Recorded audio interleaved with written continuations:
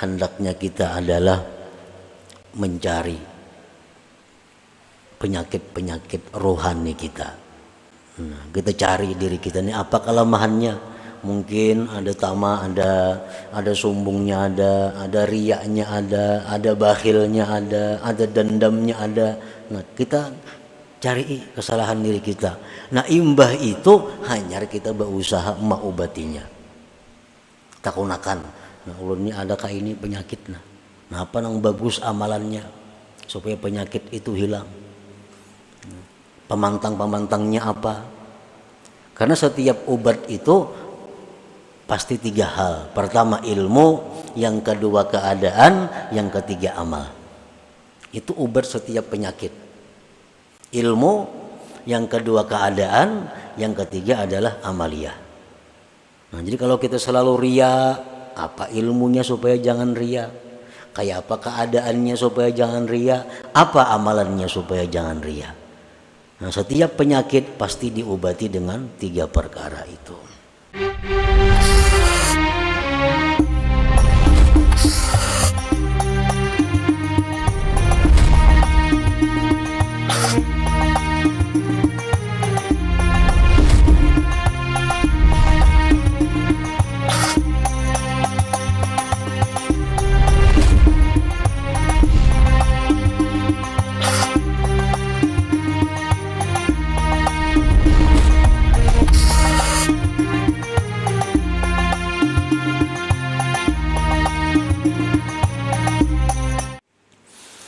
Bismillahirrahmanirrahim. Alhamdulillahilladzi qala wa nafsi wa ma sawwaha fa alhamaha fujuraha wa taqwaha qad aflaha man zakkaha wa qad khaba man dassaha. Ashhadu an la ilaha illallah wahdahu la syarika lahu syahadatan man arafa ma'naha. وأشهد أن سيدنا محمدا عبده ورسوله خير الخليقة وأتقاها. اللهم صل وسلم على سيدنا محمد أفضل البرية وأسناها وعلى آله وصحبه وذريته وأتباعه خير الأمة وأزكاها. أما بعد. Yang kita hormati dan kita cintai para habaib dan para alim ulama, para muhibbin, hadirin hadirat rahimakumullah. Alhamdulillah, puji syukur kita haturkan kehadirat Allah yang mana dengan taufik dan hidayah serta inayah dan anugerah lain yang diberikan kepada kita, sehingga kita malam ini dapat berkumpul bersama-sama di majelis yang penuh berkah dan rahmah ini. Salawat dan salam kita haturkan kepada junjungan kita Nabi besar Muhammad sallallahu alaihi wasallam dan kepada seluruh keluarga, para sahabat, zuriat dan pengikut beliau. Para muhibbin rahimakumullah. Al-hikmatul khamisatu wathalathun minal hikamil ataiyah. Qala al-imam Ahmad ibnu Athaillah Sakandari rahimahullah wa nafa'ana bi ulumi. Hikmah yang ke-35 dari al-hikamil ataiyah. Berkata Imam Ahmad bin Athaillah As-Sakandari rahimahullah, aslu kulli ma'siyatin wa ghaflatin wa syahwatin ar-ridha 'anil nafsi wa aslu kulli ta'atin wa yaqzatin wa iffatin 'adamur ridha minka 'anha wa la an tashhaba jahilan la yarda 'an nafsihi khairun laka min an tashhaba 'aliman yarda 'an nafsihi fa ayyu 'ilmin li'alimin yarda an nafsihi wa ayyu jahlin li jahilin la yarda an nafsihi. Yang artinya bermula asal sumber tiap-tiap maksiat, kelalaian dan keinginan-keinginan jahat. Sumbernya adalah ridha daripada diri, senang daripada diri. Dan bermula asal sumber tiap-tiap taat dan bangun, jaga, serta iffah, ketiadaan ridha engkau daripada diri. Dan sungguh bahwa kamu berteman orang yang jahil, yang tidak ridha daripada dirinya, lebih baik bagi engkau daripada berteman orang yang alim, yang ridha daripada dirinya. Maka apa jua ilmu bagi orang alim itu yang dia ridha daripada dirinya, dan apa jua kejahilan bagi orang yang jahil yang dia tidak ridha daripada dirinya. Nah, itulah hikmah yang ke-35 dari Al-Hikam Al-Ata'iyah ini. Para muhibbin rahimakumullah, maksudnya daripada hikmah yang ke-35 itu adalah istihsanun nafsi wa tazkiyatuha wa i'jabuha aslu kulli ma'siyah wa aslu jami'i sifatil mazmumat. Bermula menganggap baik diri, menganggap baik diri, menganggap bersih diri, dan takjub dengan diri, itu merupakan sumber segala maksiat dan sumber sekalian sifat-sifat yang tercela. Kita merasa diri kita ini sudah baik, kita merasa diri kita ini sudah bersih. Nah, apabila kita merasa demikian itu, maka perasaan itu adalah merupakan sumber kemaksiatan dan sumber segala sifat-sifat yang tercela.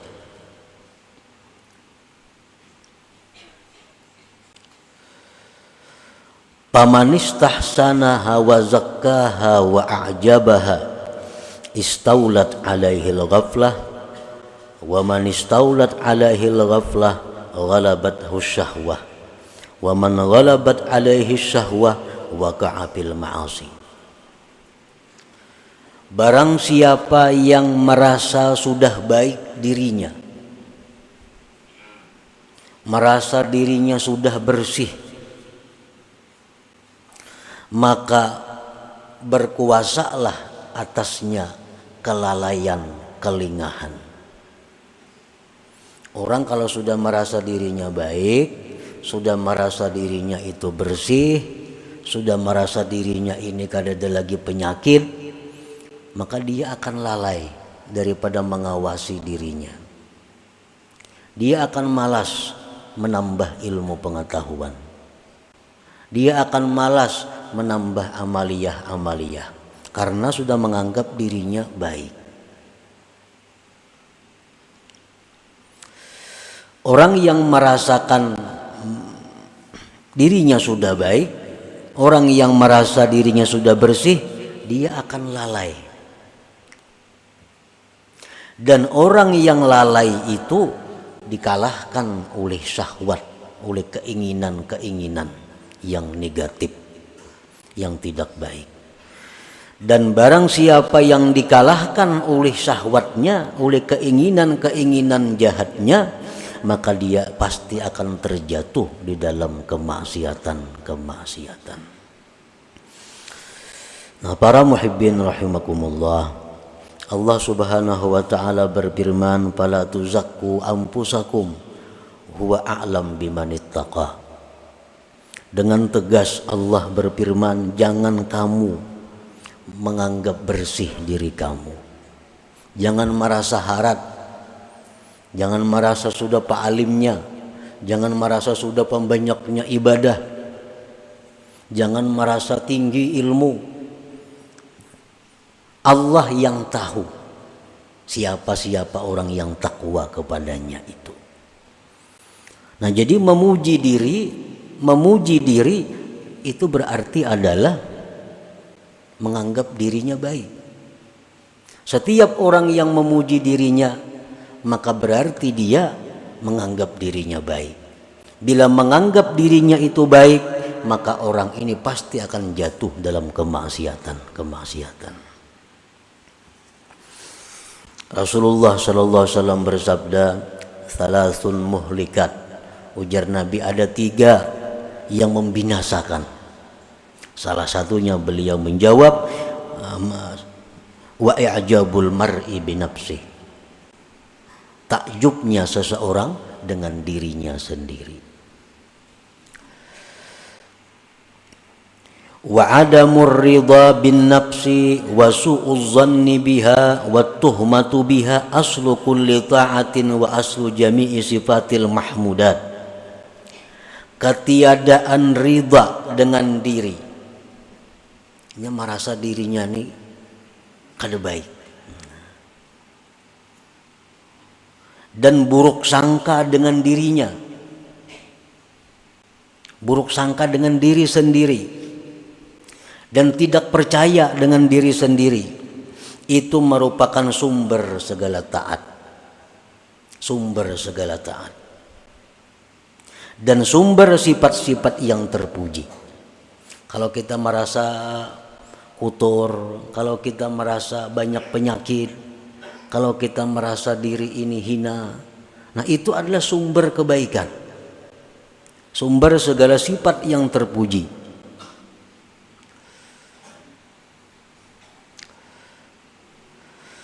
Paman istaqbahaha wa asa'al dhanna biha wattahama biha intabaha wa tayaqqaza wa tatabba'a uyubaha wa raqabaha. Barang siapa yang merasa dirinya itu jahat dan dia berburuk sangka dengan dirinya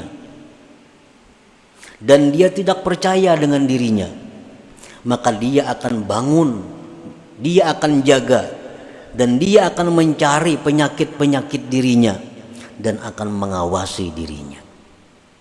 Dan itu adalah sumber segala ketaatan. Nah, para muhibbin rahimakumullah. Jadi artinya bahwa kita ini disuruh memandang diri ini kotor. Disuruh memandang diri kita ini banyak punya penyakit-penyakit rohani. Dan memang banyak punya penyakit. Memang kita banyak punya penyakit-penyakit yang mesti diobati, yang mesti diawasi.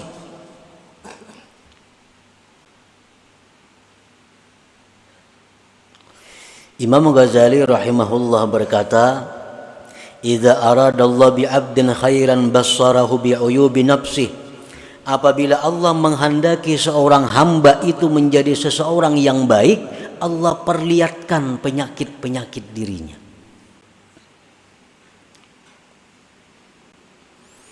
Penyakit kita, penyakit diri kita. Pertama misalnya tulul amal. Artinya tulul amal itu kita merasa bahwa kita ini hidup lebih lama lagi. Kita menyangka bahwa minggu depan kita masih hidup.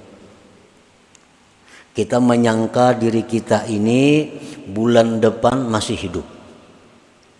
Kita menyangka bahkan tahun depan masih hidup. Nah, ini adalah penyakit. Bila kita merasa bahwa kita ini bulan depan, minggu depan masih hidup, berarti itu penyakit diri kita. Penyakit. Dan penyakit ini merupakan penyakit dalam yang berakibat macam-macam. Kalau kita merasa masih lawas lagi hidup, satu, kita menunda-nunda tobat. Nah, itu akibatnya. Kayak orang panas dalam, akibatnya timbul sariawan, timbul rakungan sakit, timbul macam-macam. Nah, sama ini, orang yang merasa bahwa bulan depan, tahun depan masih hidup, satu menunda-nunda tubat, kayak nagin tubat, menunda-nunda amal salih, menunda berbuat kebaikan, menunda menuntut ilmu. Nah ini penyakit. Jadi kalau ada dalam diri kita penyakit yang namanya tulul amal, itu wajib hukumnya kita mengobati supaya jangan ada lagi tulul amal itu. Nah itu pertama penyakit kita, tulul amal. Yang kedua mungkin penyakit rata-rata kita adalah tamak. Tamak bid dunia wa qanaah bil akhirah. Tamak. Arti tamak itu adalah bahwa kita ini masih merasa kurang. Urusan-urusan harta duniawi merasa kurang. Apa yang sudah diberikan Allah selama ini kepada kita, kita merasa belum cukup. Dan selalu hendak menambah. Selalu hendak menambah. Nang bisa buah hendak dua, nang dua hendak tiga, tiga hendak empat. Nah ini adalah uyubun nafsi, ini penyakit. Akibatnya apa orang yang ini, orang yang punya penyakit tamak ini akibatnya banyak akibatnya. Satu, mau mengangkat embunuran. Batas tanah misalnya, di sini mau mengangkat. Nah ini tamak, kalau cukup lawan yang ada. Inya mengejar apa yang dicarinya walaupun dengan jalan yang haram untuk memenuhi targetnya. Nah ini akibat penyakit yang ada pada diri kita, tamak. Otomatis orang tamak itu kikir karena takutan berkurang. Nah kikir. Nah, dan itu ada pada diri kita. Jadi kalau kita menganggap bahwa diri kita ini baik, nah, menganggap diri kita ini sudah bersih, menganggap diri kita ini mulia, padahal ada penyakit-penyakit seperti itu di dalam diri kita.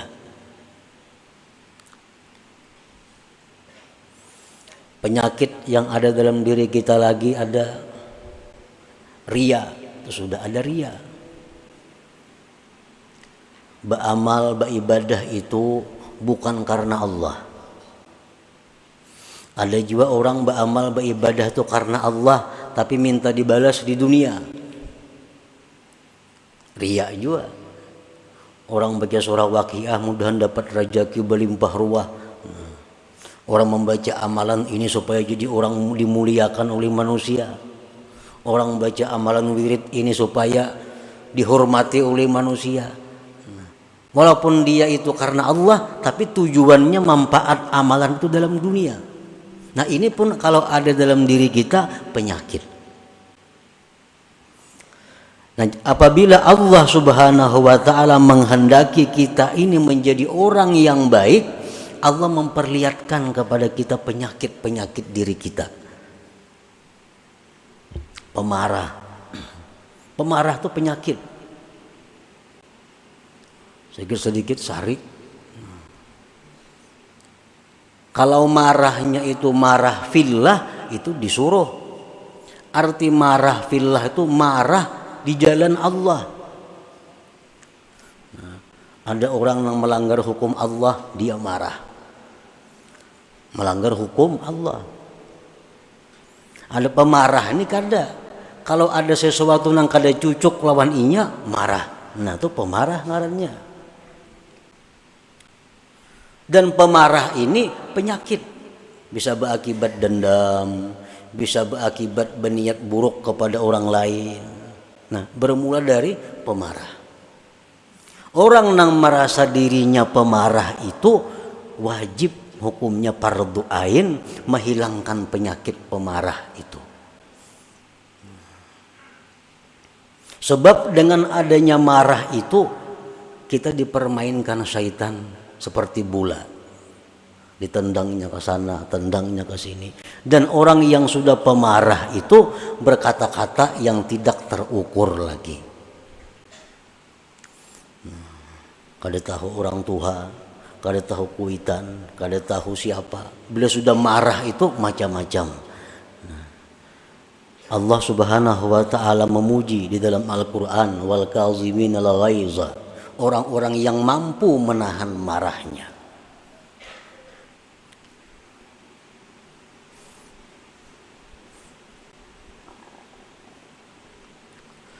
Nah, para muhibbin rahimakumullah, ada sombong dalam diri kita. Nah, semua itu penyakit. Tetapi penyakit ini selama kita masih hidup, nah, belum kelihatan, belum terasa. Begitu kita mati, maka penyakit ini akan menjadi serigala, menjadi kala, menjadi ular yang menggigit kita. Nah, penyakit itu.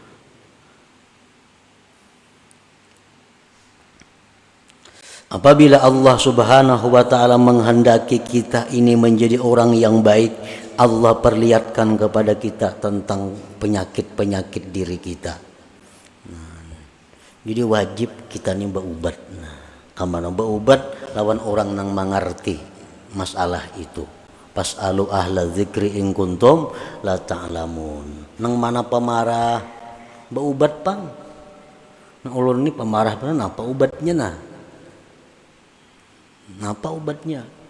Ulun ini pendendam, napa yuk ubatnya supaya ampih pendendam itu? Ulun ini tulul amal, napa yuk ubatnya supaya ampih tulul amal itu macam apa caranya?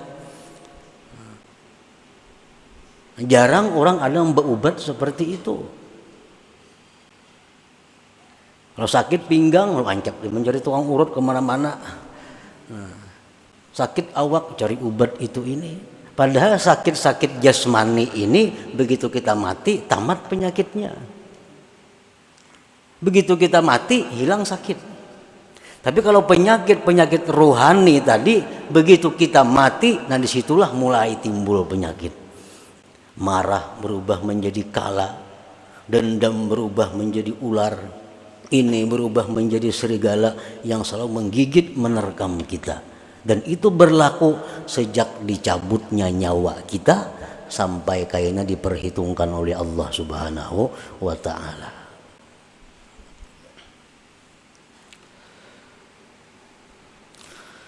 Para muhibbin rahimakumullah.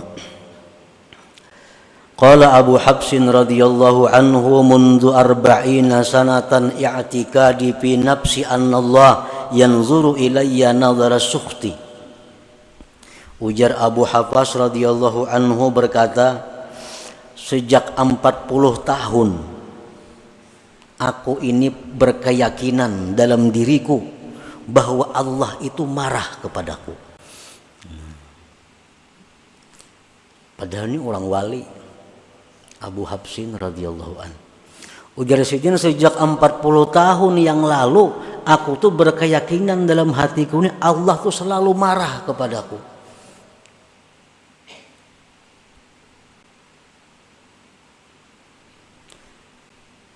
Nah, jadi artinya apa? Bahwa beliau ini memandang bahwa diri Sidin itu kotor, diri Sidin itu penuh dengan penyakit sehingga Allah marah. Qala Junaid al-Baghdadi radhiyallahu anhu, la taskun ila nafsik wa indamat ta'atu halaka fi ta'ati rabbik. Ujar Imam Junaid al-Baghdadi, kamu jangan merasa tentram dengan diri engkau sekalipun selamanya diri engkau itu taat bagi engkau untuk taat kepada Allah. Padahal diri kita ini selama ini hakun tarus taat kepada Allah, hakun tarus nuntut ilmu. Diri kita hakun tarus beramal, diri kita ini hakun tarus berbuat baik. Walaupun demikian, jangan kamu merasa tentram dengan diri itu, karena satu saat diri ini bisa berubah menjadi yang jahat. Berkata lagi sebagian ulama, wa man nadhara ilaiha bistihsani syai'in minha faqad ahlakaha. Barang siapa yang memandang kepada dirinya dengan menganggap baik sesuatu daripada dirinya, maka itu mencelakakannya. Nah, para muhibbin rahimakumullah. Jadi kita menuntut ilmu, kita membaca ilmu, mendengar ilmu, itu merupakan tanda dari sekian banyak tanda yang menunjukkan bahwa kita ini adalah orang yang tidak baik. Kita orang yang tidak baik. Jakanya kita merasa diri kita baik, kita sudah menuntut ilmu lagi. Nah, kita menuntut ilmu ini tandanya bahwa Allah masih menghendaki kita ini orang baik. Kita menuntut ilmu itu adalah tanda bahwa Allah menghendaki kita menjadi orang yang baik. Nah, bila kita sudah malas menuntut ilmu, kita malas sudah mencari kesalahan diri, nah ini alamat bahwa Allah sudah meninggalkan kita.